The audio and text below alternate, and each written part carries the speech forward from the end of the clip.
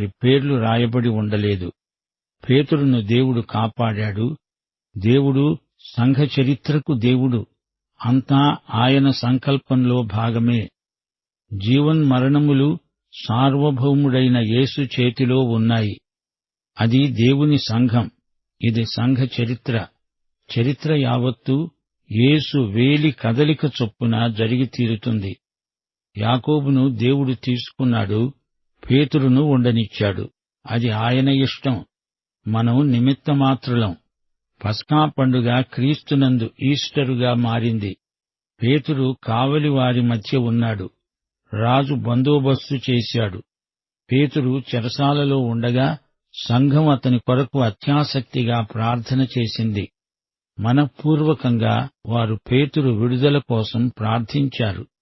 ఇద్దరు కావలివారి మధ్య పేతురు నిద్రించాడా? అదెలా సాధ్యం? గెత్సెమనీ తోటలో యేసు మహావేదన నివేదనలో ఉండగా పేతురు నిద్రపోయాడు. పేతురుకు నిద్ర పట్టకపోవటమంటూ ఉండదు. నిశ్చింతగా హాయిగా ఆదమరచి నిద్రపోగలడు పేతురు. అప్పుడు దేవదూత పేతురుకు కనిపించాడు.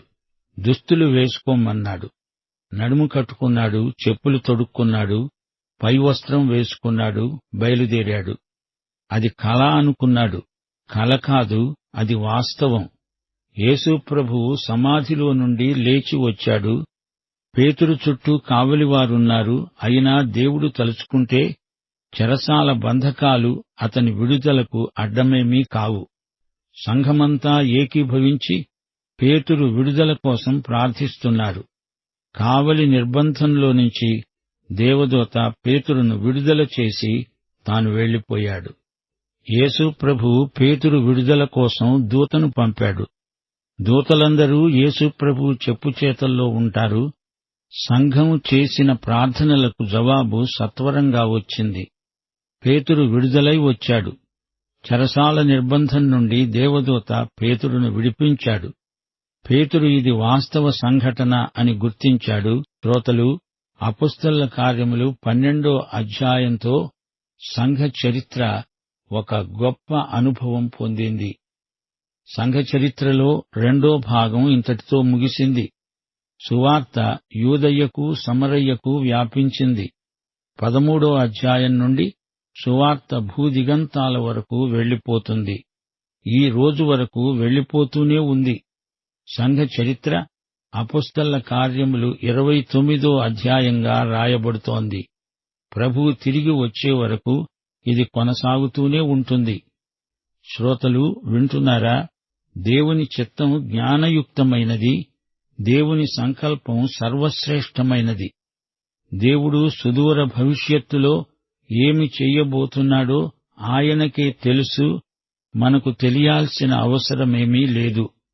దేవుడు పేతురును కాపాడాడు గాని యాకోబు హతసాక్ష్యానికి దేవుడు సమ్మతించాడు. చివరి ఘడియ వరకు పేతురును కూడా చెరసాల నుండి దేవుడు విడుదల చెయ్యలేదు. అంతా ఆయన చేతిలో ఉంది. యాకోబును హెరోదు చంపుతుంటే చంపనిచ్చాడు దేవుడు. అయితే హెరోదు తానే దేవుణ్ణి అనుకుని మిడిసిపడితే దేవుని చేతిలో అతనికి చావు మూడింది. కొందరు క్రైస్తవులున్నారు. వీరు యోబు స్నేహితుల్లాంటివారు. దేవుడు ఏమి చెయ్యబోయేది తమకు తెలిసినట్లే మాట్లాడతారు. దేవుడేమి చెయ్యాలో అది తామే నిర్దేశించి చెబుతారు. కాని వారి అంచనాలకు మించింది దేవుని చిత్తం. నీవే దేవుని స్థానంలో కూర్చొని తీర్మానాలు చేస్తావా? తీర్పు చెబుతావా? అది కుదరదు.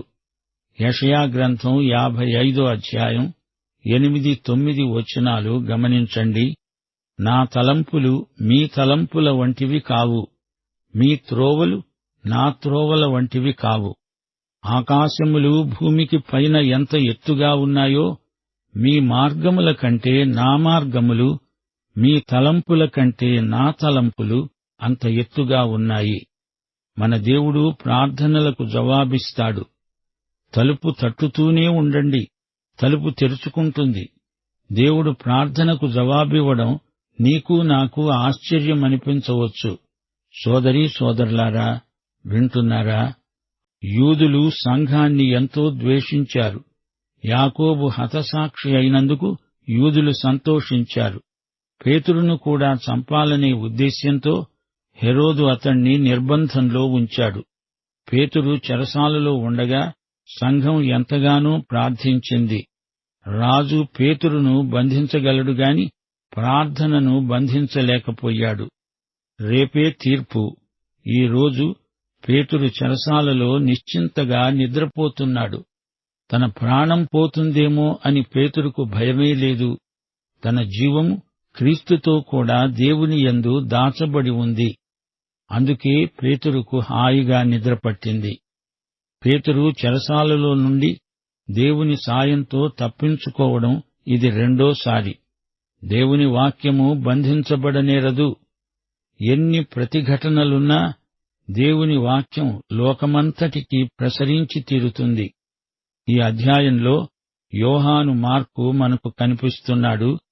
పౌలు చేసిన మొదటి సౌవార్తిక యాత్రలో యోహాను మార్కు ఎంతో ప్రయోజనకరమైన సేవ చేశాడు. యోహాను మార్కు తల్లి మరియా, ఈమె విధవరాలు, ధనికురాలు. ఈ యోహాను మార్కు సువార్త రాశాడు. ఈ అధ్యాయంలో సంఘం విస్తరించింది. దేవుని వాక్యం ప్రబలమైంది. ప్రియ సోదరుడా, సోదరి, యేసుక్రీస్తు సంఘం, ఆయన వాక్యం దేవుడు మనకిచ్చిన కానుకలు.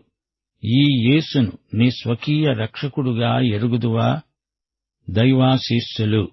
మన ప్రభువైన యేసుక్రీస్తు వారి కృప, తండ్రి అయిన దేవుని ప్రేమ, పరిశుద్ధాత్మ యొక్క అన్యోన్య సహవాసము మనకందరికీ సదాకాలము తోడై ఉండునుగాక. ఆమేన్.